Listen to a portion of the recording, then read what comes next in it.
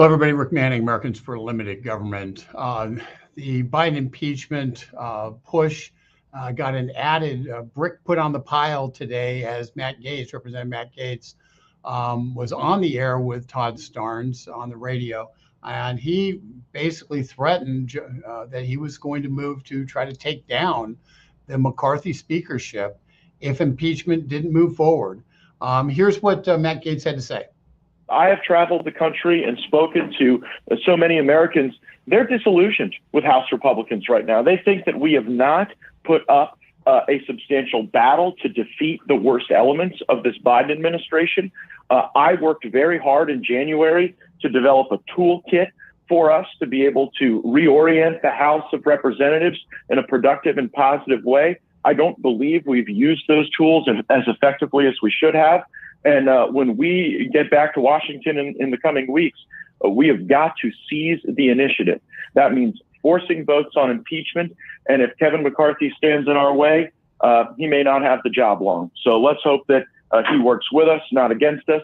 But we've got contingency plans in the event that he's not as productive. Man, I'm so glad to hear you say that, because it just frustrates me. And we give platform to a lot of folks out there, House Freedom Caucus guys, everybody.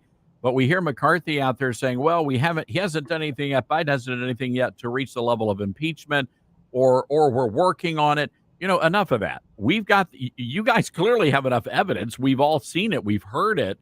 It's time to do something about it. And I think the voters are really getting frustrated. Yeah, I have traveled the country and spoken to. The voters are really getting frustrated. I don't think there's any doubt about that.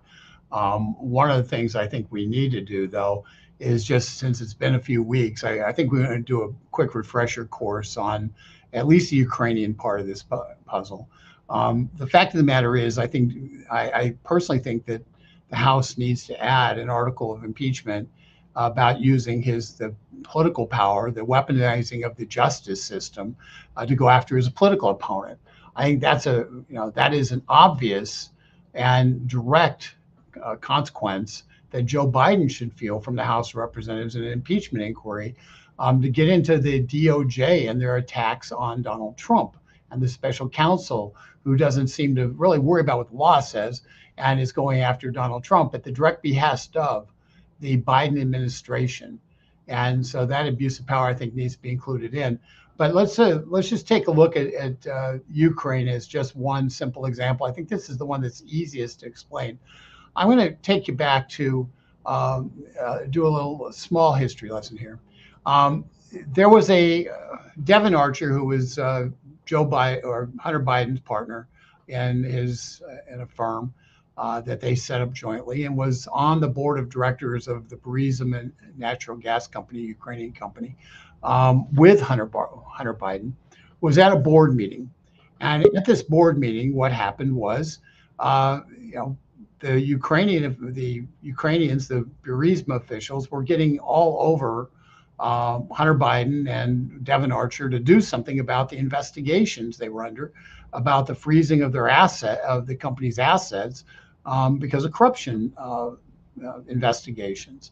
And they were getting in the way of this company trying to move into the United States natural gas market. And so what we had was, Devin Archer was before Congress, before the House Oversight Committee, and was asked a couple of questions. So he was asked, well, why do you think they're asking Hunter Biden for DC help? And Archer's answer was, well, he was a lobbyist and an expert. He was a lobbyist. He wasn't registered as a lobbyist, by the way. It was never charged with being a lobbyist for a foreign agent under the old plea bargain deal, but that may change. But Archer says, well, he was a lobbyist and an expert, and obviously carried, a very powerful name. So I think it was what they were asking for. And so you go down. So what did Hunter Biden do after he was given that request? The answer from Devin Archer is, listen, I did not hear this phone call, but he called his dad. How do you know that? Because I think Vadim, which is one of the two Burisma officials, told me. But again, it's unclear. I just don't know. I just know that there was a call that happened there. I was not privy to it. What did Vadim tell you about the call? Just that we called DC. But he didn't, again, it's not like there was not that. So he goes forward and kind of equivocates a little bit because he didn't hear the call. So that's where, so you get down to it and you say, you discover that actually what was happening was Joe Biden, they called specifically to try to get the big guy to help them out. Here's a little bit earlier to provide context. Devin Archer says, in response to a question from Jim Jordan, the request from Mr. Mykola Zlochevsky, who is the CEO, and Vadim to Mr. Biden, and or if you said it was you, the request for help from whom to deal with what pressure? Archer. The request, basically the request is like, can DC help? But there were not, I'm not going to, there were not, it wasn't like, there weren't specific, can the big guy help? As are Archer's words, calling him the big guy. It was always amorphous. Can we get help in DC? Jordan. The request was help from the U.S. government to deal with the pressure they were under from their prosecutor, and that entailed the freezing of assets at the London Bank and other things that were going on in Ukraine. Archer. Correct. So Devin Archer confirms that the request was specifically to deal with the prosecutor who was basically putting pressure on the company. That was the allegation Devin Archer made. A phone call was made, according to Devin Archer, directly from Hunter Biden with the two top executives of Burisma to Joe Biden. So what happened? Let's just now, 3 days later, here's Joe Biden after that phone call was made. 3 days later, this is Joe Biden speaking to the Ukrainian parliament. The Ukrainian parliament. Listen to this. It's just going to amaze you. We also have a battle, a historic battle against corruption. Ukraine cannot afford for the people. Okay. Joe Biden talking to the Ukrainian parliament. You have a historic battle against corruption. It's 3 days after his son, who's paid to make a phone call to get him to try to get the Ukrainian prosecutor fired. Lose hope again. The only thing worse than having no hope at all is having hopes rise and see them dashed repeatedly on the shoals of corruption. And if the people resign themselves to exploitation and corruption for fear of losing whatever little they have left, that would be the death knell for Ukrainian democracy. Okay, anybody get the hubris of a guy who's getting paid, whose son gets paid $5 million over time to be on the Burisma board, who gets the Burisma board CEO on the phone with this guy, this then vice president, who then hops a flight, goes to Kiev, delivers an address to the the Ukrainian legislature, lecturing them about corruption. And guess what? He's going to continue. We've taken so many critical steps already, but all of you know there's more to do to finish this race. Not enough has been done yet. As the Prime Minister and the President heard me often say, I never tell another man or another nation or another woman what's in their interest. But I can tell you, you cannot name me a single democracy in the world where the cancer of corruption is prevalent. You cannot name me one. They are thoroughly inconsistent. And it's not enough to set up a new anti-corruption bureau and establish a special prosecutor fighting corruption. The Office of the General Prosecutor desperately needs reform. The judiciary should be overhauled. The energy sector needs to be competitive. So there, he specifically calls for the prosecutor general, what he's overseen. He discounts the reforms the prosecutor general has made on corruption, and he says it has to be overhauled. Then we know later on, because of Joe Biden bragging to the Council of Foreign Relations, you've all seen this, but we'll replay it. Politics in Russia for engagement in Ukraine in a military sense. Do I think I think the Donbass has potential to be able to be solved, but it takes two things. One of those things is missing now, and that is I'm desperately concerned about the backsliding on the part of Kyiv in terms of corruption. They made, I mean, I'll give you one concrete example. I was, not but it just happened to be that was the assignment I got. I got all the good ones. So I got Ukraine. And I remember going over convincing our team or others to convincing us that we should be providing for loan guarantees. And I went over, I guess, the 12th, 13th time to Kyiv, and I was supposed to announce that there was another $1 billion loan guarantee. And I had gotten a commitment from Poroshenko and from Yatsenyuk that they would take action against the state prosecutor, and they didn't. So they said they were walking out to press conference. I said, no, I said, I'm not going to, or we're not going to give you the $1 billion. They said, you have no authority. You're not the president. The president said. I said, call him. I said, I'm telling you, you're not getting the $1 billion. I said, you're not getting the $1 billion. I'm going to be leaving here. And I think it was, 6 hours? I said, I'm leaving in 6 hours. If the prosecutor's not fired, you're not getting the money. Oh, son of a bitch. Got fired. And they.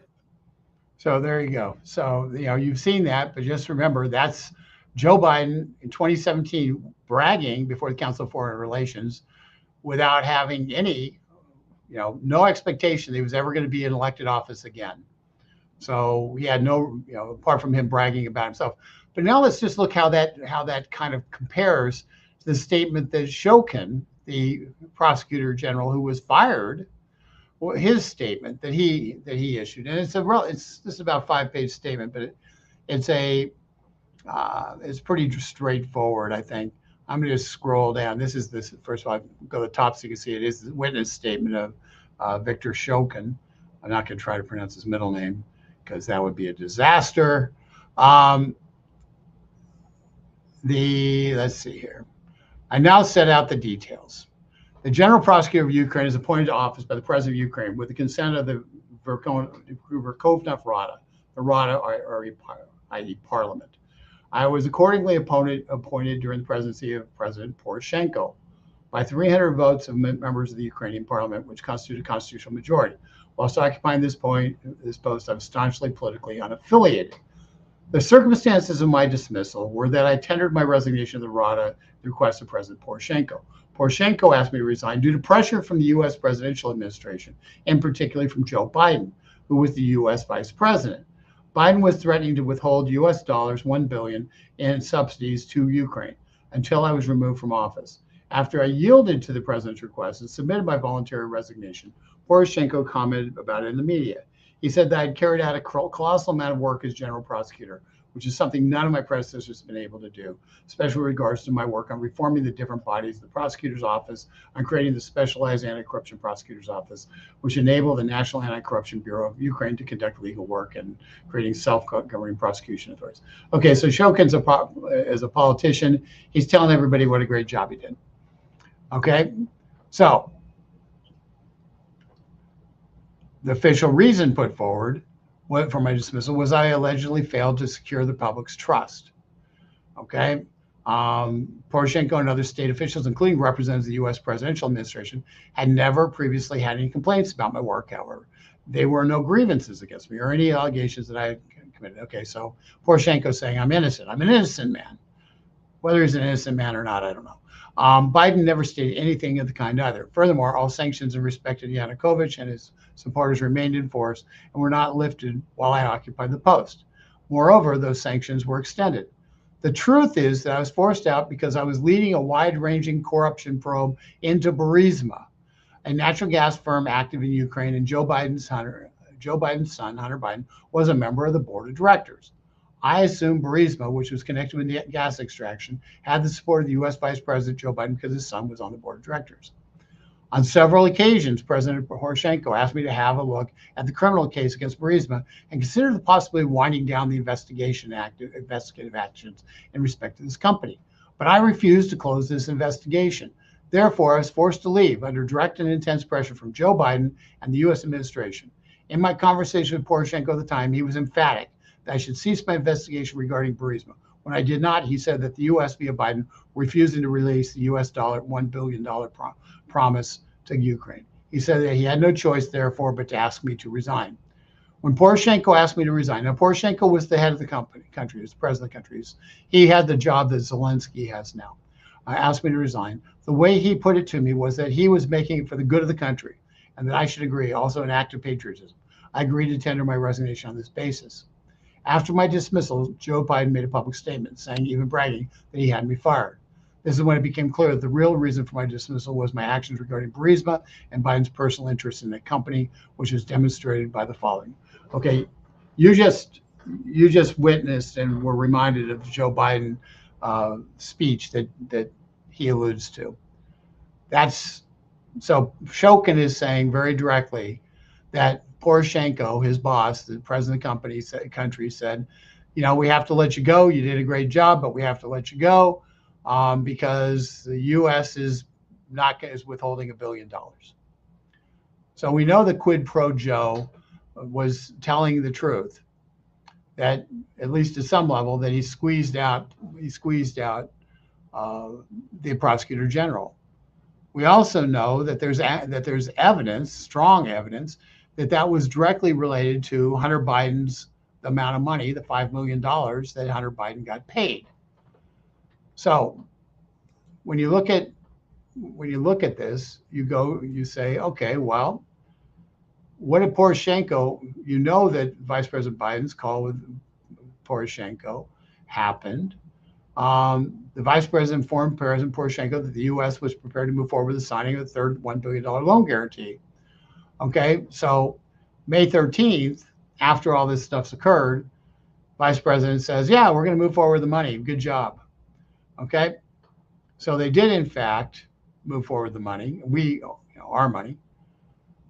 And so then you go and you say, well, what else happened? Well, you ended up with a confidential source, a high-placed confidential source, the FBI, who specifically said that the president of Burisma, who was the former president of Burisma at that time, was talking about Joe Biden getting $5 million from Burisma. Chuck Grassley's the one who released this statement. I'm not going to read it to you because it's too small. It's a nuisance on the screen. But point being, we've got Quid Pro Joe, and the House has Quid Pro Joe right now, having received, at least Hunter Biden, having received $5 million. You have the head of CEO of Burisma claiming that Joe himself received $5 million.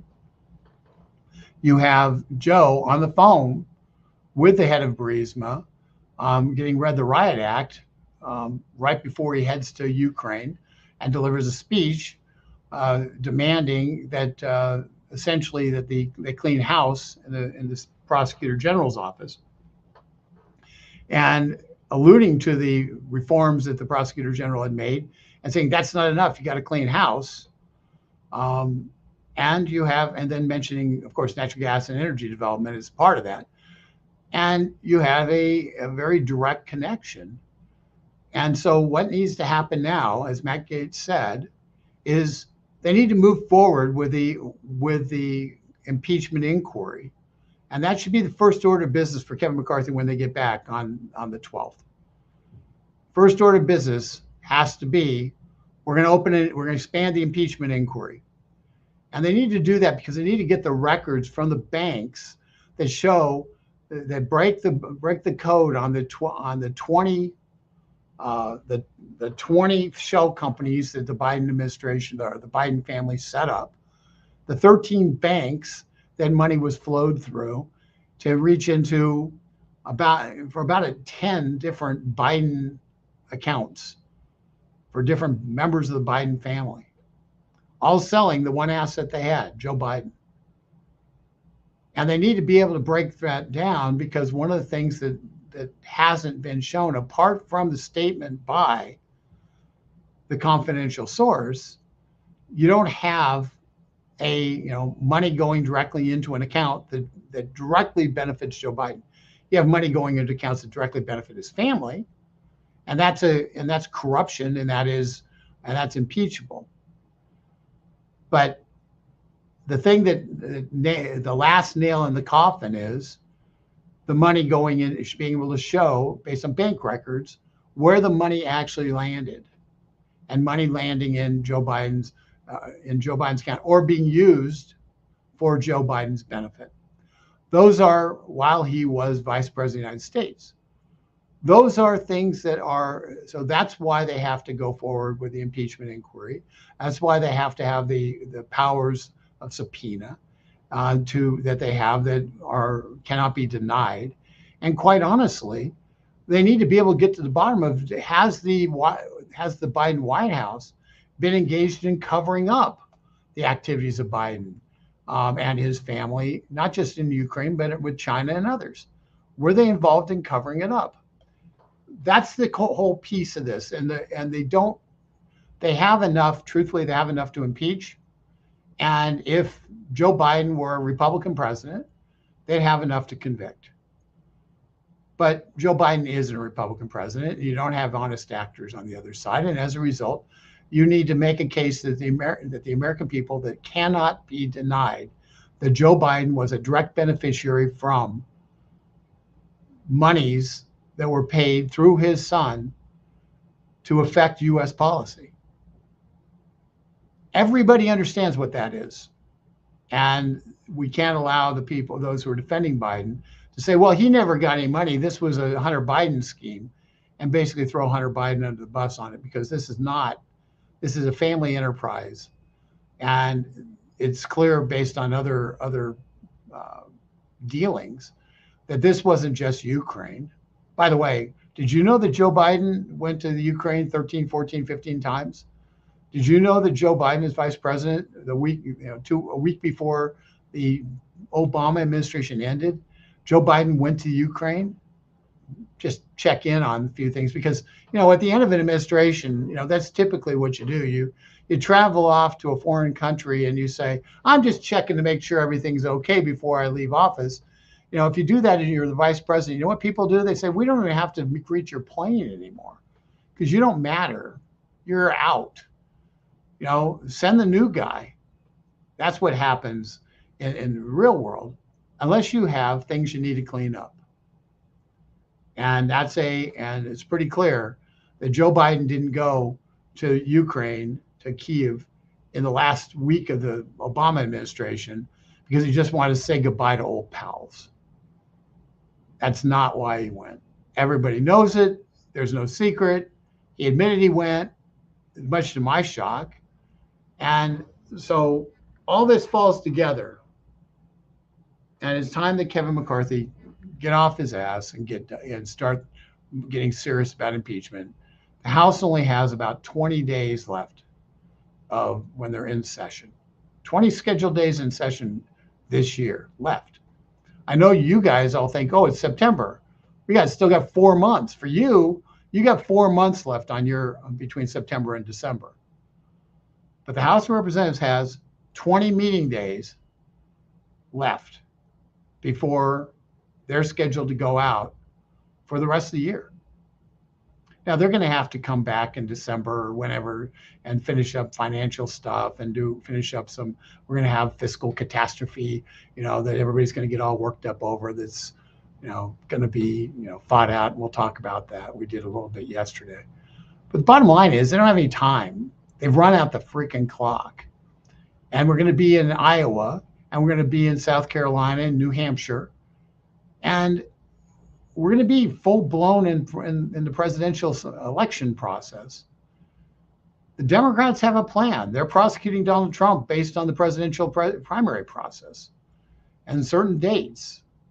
That's what they're doing. That's their plan. It is laid out. And they're hoping to get him convicted so they can put him behind bars in time for so he's running for president from behind bars. That's their plan. It's about time that the Republicans sort of actually go and do what's right by the law and say, oh, I don't care if you're going to say I'm using this for political purposes, because that's what the Democrats are going to say anyway. It doesn't matter. That's what the establishment media is going to say anyway. It doesn't matter. What matters is you do the right thing. We have a president who is compromised. He's compromised to China. He's compromised to Ukraine. We're sitting in the middle of a war where we're spending billions of dollars. We got another $25 billion request from Biden for Ukraine that's coming up, in early September, as soon as the House gets back. We have a massive money hole with no accountability, with nobody sitting there, with no oversight, no audit, nobody knowing who's getting the money, how much money is arriving where, and how much of it's actually being spent on what's supposed to be spent on. Into a country that historically has been one of the most corrupt countries in the world. So, and yet we got President Trump impeached because he asked a question about corruption in Ukraine. You touch the third rail politics used to be Social Security, but the third rail now is Ukraine. Don't ask about Ukraine, otherwise you'll get impeached. Well, Joe Biden is the heart of the Ukraine problem.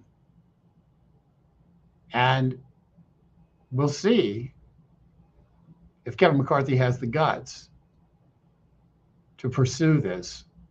But I think the threat from Matt Gaetz is pretty clear, that if he doesn't, there'll be a number of House Republicans who will ask for a vote of no confidence in Kevin McCarthy's leadership. And Kevin McCarthy could very well end up losing his speakership if he doesn't proceed seriously and directly by expanding the powers of the House in this impeachment inquiry immediately, and then moving forward to a full impeachment debate and vote. That's where we're at. There's no more messing around. If you agree, go to getliberty.org, or in the chat, you should have a way to contact Congress and say, impeach Biden now. But we cannot have a compromised president sitting in the Oval Office. It's dangerous for our future. And quite honestly, I understand Kamala Harris is a moron, but the fact of the matter is, sometimes you have to do the right thing, whether it's politically correct or not. And Kevin McCarthy's trying to figure out what's politically correct. Bottom line is, usually doing the right thing is what's politically correct, because it's always explainable. He's done a pretty good job of allowing Comer to move forward. He's done a good job of letting Jordan move forward and not getting too much in the way. But his decision to let the whole month of August go by without moving the impeachment inquiry forward is pretty inexcusable, given the timeline and how much time they actually have in the House to take action. He wasted a month. They don't get back till the 12th.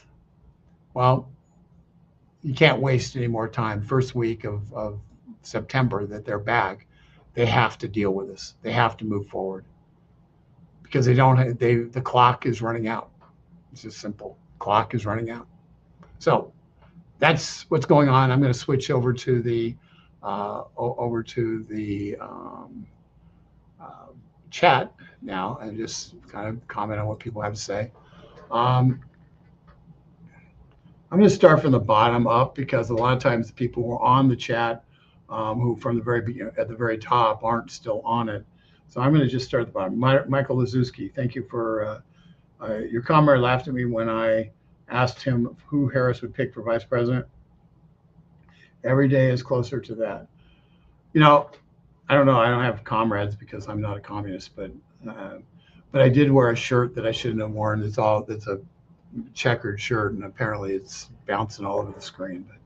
But the challenge is, you have to, for Biden to end up out of office, you end up having to have the Senate convict. And I don't think most people believe that 67 senators will vote to convict and remove him from office, because it's the battle in the Senate is going to be to hold the Republican senators on conviction and try to get a few Democrats on conviction.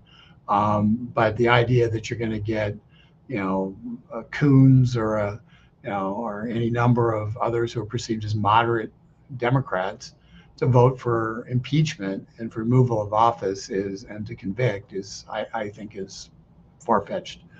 But so I'm not discounting that I per se, but I don't see it's very difficult to see a path where he is actually convicted.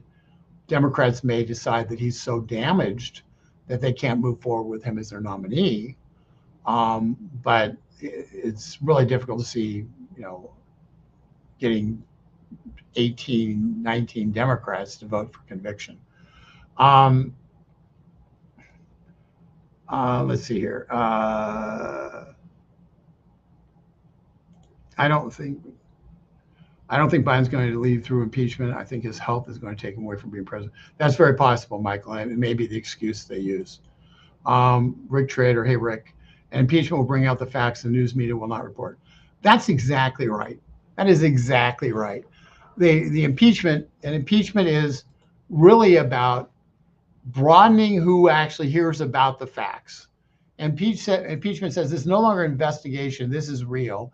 And it allows for the cases to be laid out and have people pay attention to it, and people who are interested will be going on to X and watching people talk about it and have 200 million views, and you'll bypass the ABCs and NBCs and CBSs, the CNNs and MSNBCs that have basically put a hold on all information regarding this. Because people will pay attention. You'll increase your audience share of who cares about it and who will want it, because it becomes legitimate. And the House Republican committees have done a great job of laying out a case. The IRS whistleblowers came about through the Ways and Means Committee. You have the Judiciary Committee having aspects of this case in terms of FBI whistleblowers and the like, and how it's been treated. You have the Government Reform and Oversight Committee, who's really deconstructed the crime family and the whole money tree and the shady money handling. And trust me, if you're dealing in an honest world, you don't need to set up 20 shell companies, and you don't need to have 13 banks handling money and passing money through in order to hide where the money's going. The fact that exists, and the fact that Devin Archer once again admitted that the only product that they had to sell was Joe Biden in terms of these dealings with these foreign powers, that Joe Biden was the product. Well, if he was the product, the question, then clearly he had to be delivering something. And we know that he lied about not having any contact with Hunter's business partners, because we've got records that show he went to dinner with them and he did all sorts of things with his business partners. I'm talking about these foreign officials. So we know that was a lie. We know that he was intimately involved, and we know he's got four different fake email accounts he was using for these transactions. And we know that was set up through the Defense Department. So there's something really squirrely going on here. And it's dangerous to have a president of the United States who is compromised by foreign thugs. That's dangerous at its core. So here we go. Let's see what we've got. What else we have here? Ada Lehner. Thank you for commenting, Ada. Nice little picture tree there. In my humble opinion, thank you, Congressman Gaetz. Impeach Biden already. It would appear McCarthy lacks leadership, competence, and decision-making ability to do his job.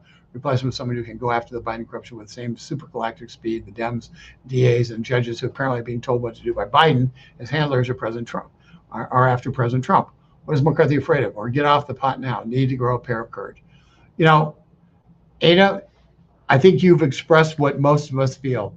And I will say, and people who've been watching these podcasts for a while know that I have been pretty supportive of Kevin McCarthy, because I really feel we needed to bring it to the point that the kind of the way they've conducted this investigation is why I could provide you that kind of string of guilt and all those pieces of the puzzle, because that all came out because of the House investigation and working with Senator Grassley as well, who had information that was flowing to him because he was the point of the spear of the investigation Senate when the Republicans were in control of the Senate. So, so Kevin McCarthy's team has done a very good job of putting together the case.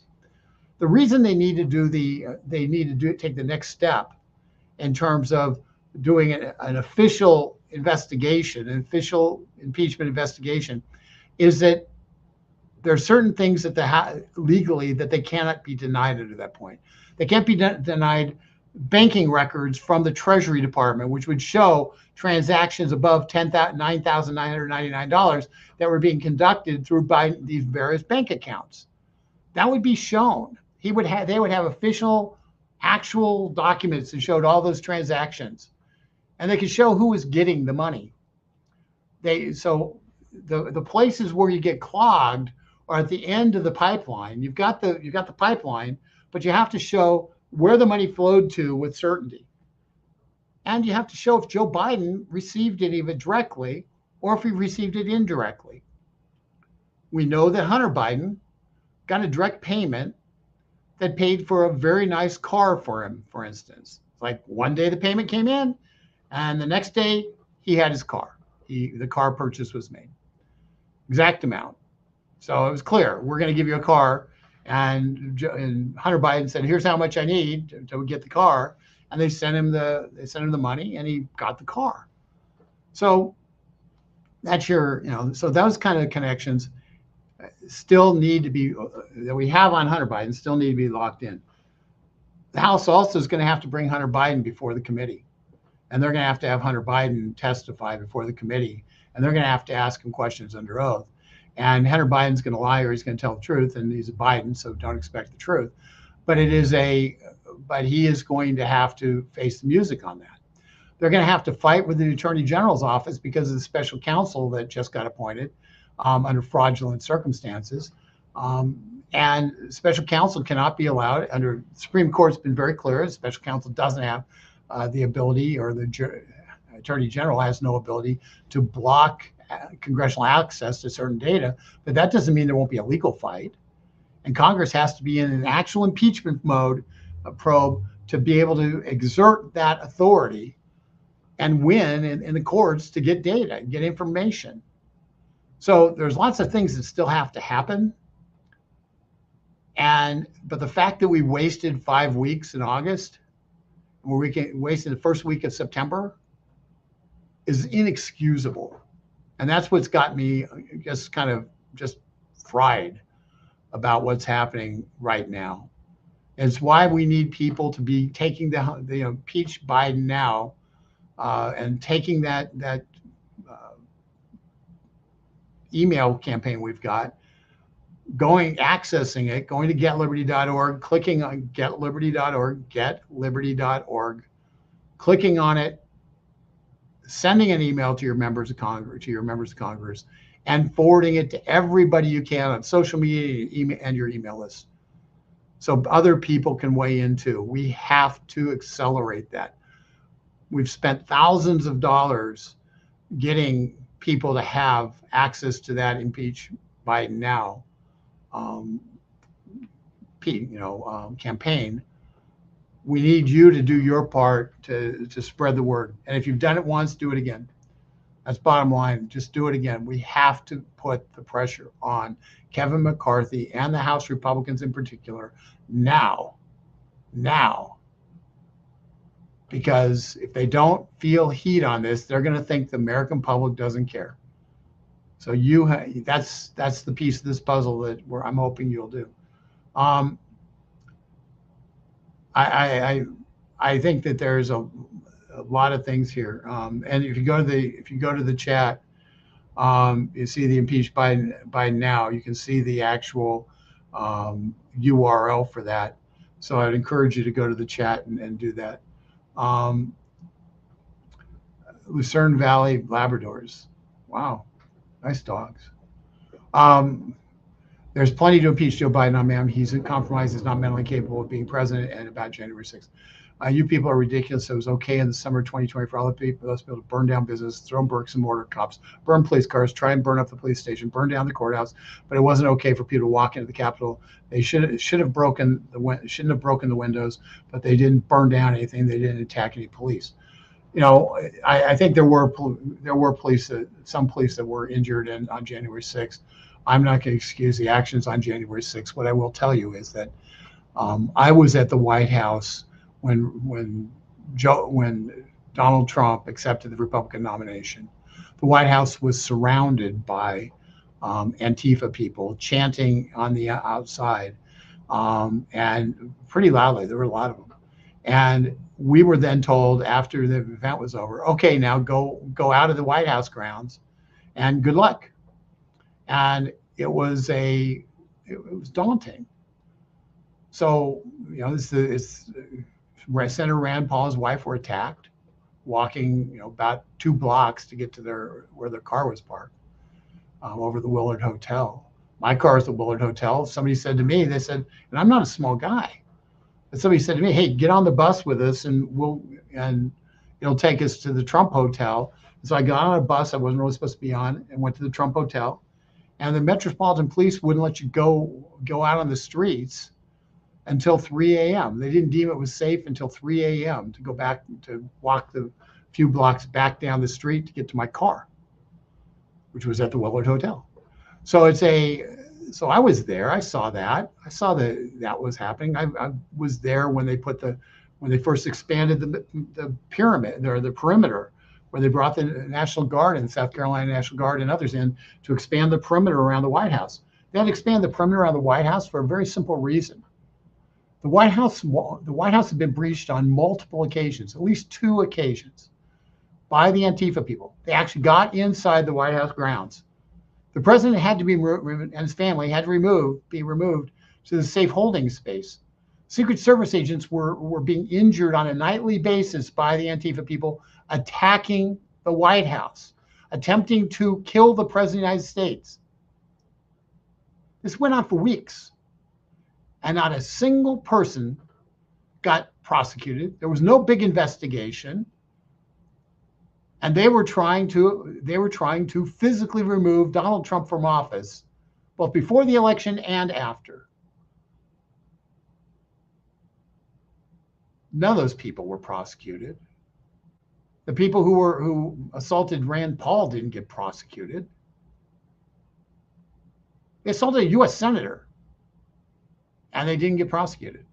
They knew he was a U.S. senator. He had 1 Metropolitan Police officer with him and his wife, trying to get them from over about 3.5 blocks through a mob. Folks, there's no doubt that we have unequal justice in this country. But let's not minimize the damage done by those who breached the Capitol on January 6th, because the fact of the matter is that has been the justification for every action that's been taken against us and Donald Trump for the last 2.5 years. And there's no excuse for putting people in jail for going inside who were let in, going inside and taking selfies in the Capitol. There's no excuse for putting those people in jail. That's so wrong, it's beyond belief. But the damage that's been done to the U.S. Constitution, to individual liberties, to our ability to petition Congress, to the First Amendment, and using that as the excuse is the real damage that's been done to this country. And every time we're going to see, time and again, pictures of people hanging off the walls of the Capitol building, and it's just, and they're using those images to destroy our country. And quite honestly, it's on a bipartisan basis, because there's a lot of Republicans members who were there and who got broken by it. So anyway, that wasn't what I was going to talk about. Bottom line is we have adequate reasons to impeach Donald Trump. They already did that a couple of times. Joe Biden, we have adequate reasons to impeach Joe Biden. It's time for Kevin McCarthy to take the gloves off and allow the full House to do its work. And let's make this case in a way that only the most partisan, ignorant person doesn't see, that you cannot have somebody who is on the payroll of foreign powers and of thugs and oligarchs from around the world directing U.S. policy in some of the most sensitive places in the world. So with that, I'm going to get out. I appreciate you all being on. We'll be back on tomorrow. I'm not sure what we'll talk about, but remember this one thing. You'll see it behind my wife in the armor of God and a picture of my cat. We the people, that's the first words in the Constitution. Defend the Constitution. When somebody ultimately, we have to defend the DNA, which is the Declaration of Independence, and the Constitution, which is the bricks and mortar upon which that DNA stands. And we have to defend those things and those rights. And that means, and this is going to sound really weird at the end of an impeachment thing, that means Joe Biden's innocent until proven guilty. He's innocent until proven guilty, because that's part of the DNA of this country. And we have to, as much as it's painful to just talk about that, the fact of the matter is we have to make certain that people's rights are protected, even if they don't care about ours. I'll finish with a biblical piece on this. Jesus Christ, one of the things that he said that was revolutionary, and there's much that was revolutionary, was it was in the Sermon on the Mount. He said, what do you do? He's answering the question, what do you do with your enemy? And he said, turn the other cheek. If he steals your coat, offer him your cloak. He doesn't say strike your enemy. He says, turn the other cheek. So from a personal perspective, now legally, that's not you have to follow the legal system. But on a personal perspective, about a third of the country, maybe 45% of the country, could be more than 50% of the country, hate Donald Trump so much that they would do anything to his supporters. And the answer to the question is, what do you do about it? The Christian response is to treat them as you would have them treat you. The old golden rule. That's the Christian response. That's the response that Christ gave. Christ stood before Pilate and told him that he was truth. And Pilate said, I don't care. What's truth? Our job on this earth is to be leaders.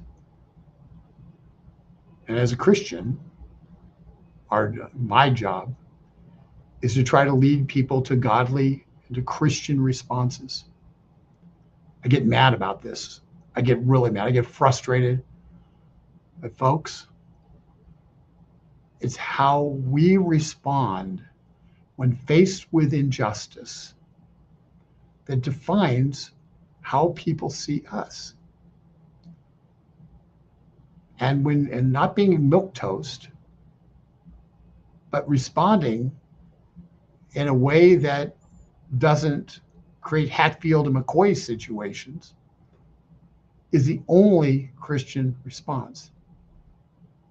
That's the only Christian response. The law has to do what the law has to do.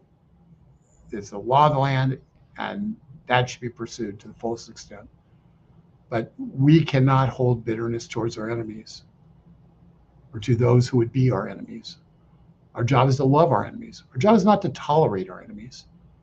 Tolerating your enemies says you can still hate them, but you put up with them. Christ didn't say tolerate your enemies. He said love your enemies. Hardest lesson in the Bible, love your enemies. But after all, it's easy to love those who love you back.